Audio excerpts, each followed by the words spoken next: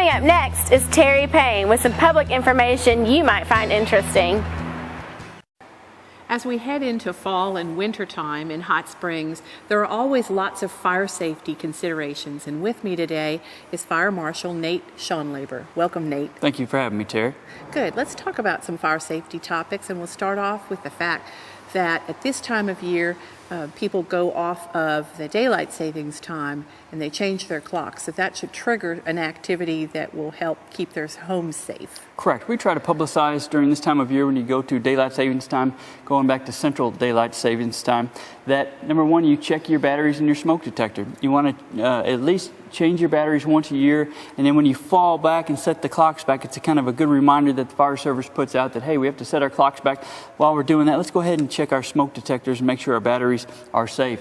Once you have your batteries changed and you know they're good, you want to make sure that you test your smoke alarms at least once a month. You do that by, there's a little button on every smoke alarm. You want to press and hold that till you hear a chirp, and if it chirps, then you're good to go. If your smoke detector is older than 10 years old, you want to replace it.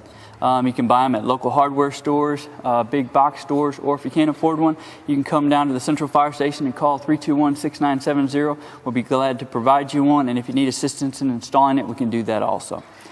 Well, that's wonderful. So they can give you a call if they're not sure where to place them or any other questions they have about smoke alarms. We can do an on-site visit and address all those questions and concerns at no charge. Okay. Well, also, I know one big topic is wiring and electric devices, how you plug them into the wall. Do you want to talk a little bit about fire safety as far as electricity? Absolutely. During the holiday season, especially when it gets colder, a lot of people use extension cords and overdo their outlets and draw too much current, which causes lower end extension cords, like we call them zip cords, the thin ones you can buy at the dollar store, to overheat, to fail, and generally that causes fires. So what we recommend is, if during the holiday season you're going to plug in extra lights or use alternative heating, you're going to have to use extension cords. They use what we call a multi-strip adapter. Why these are safe is, number one, they have a built-in circuit breaker, so if it draws in extra current, they will trip itself, kind of like your fuse box in your home. Another thing you want to make sure when you purchase one, that there's a little sticker on the back of each multi-strip adapter that has a UL rating. If it doesn't have that UL listing, look for one that does. They've been proven and tested to ensure their safety. So once they get overloaded, Nate, can you continue using them? You cannot. You're going to have to reduce what you have plugged in. You have too many lights or too many lamps plugged in. You basically just to read the manufacturer's instructions and use them accordingly. Excellent. We see a lot of fires caused by not using these types of devices every year. So it's more common than people think. It happens every year around the Christmas season when you have the Christmas lights and all the decorations out and that type of thing. People get excited and plug too many things in. Right. You want to make sure too is when you leave the home, make sure everything is unplugged and all the Christmas lights are out. Good. What about live Christmas trees? People still enjoy them. Live Christmas trees are great. You want to make sure that when you first purchase it, you cut off about 4 inches of the bottom so it can absorb the moisture, absorb the water. You want to make sure you check it daily for water in the base.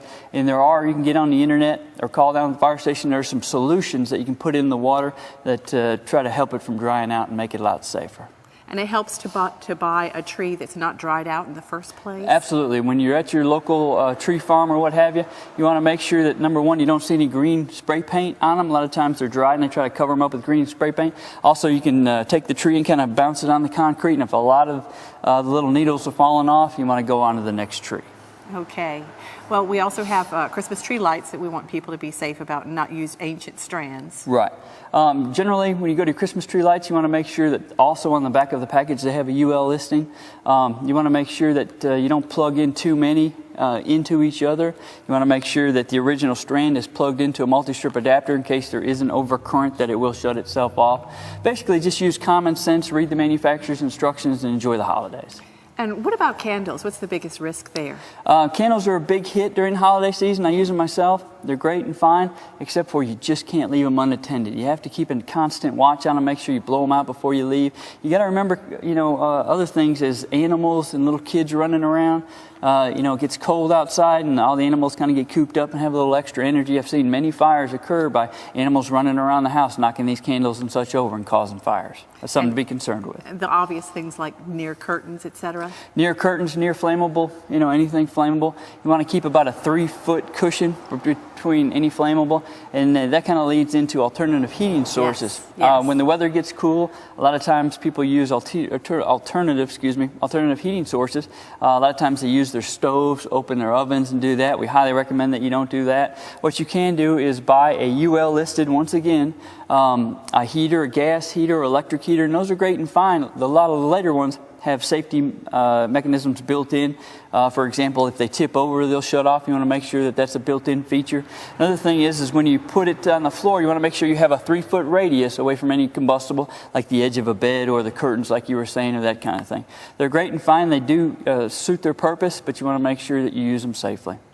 Now, Nate, if the unfortunate occurrence to your family is that your house does catch on fire, what about the emergency services finding your home? The first thing you want to do is make sure you have working smoke alarms.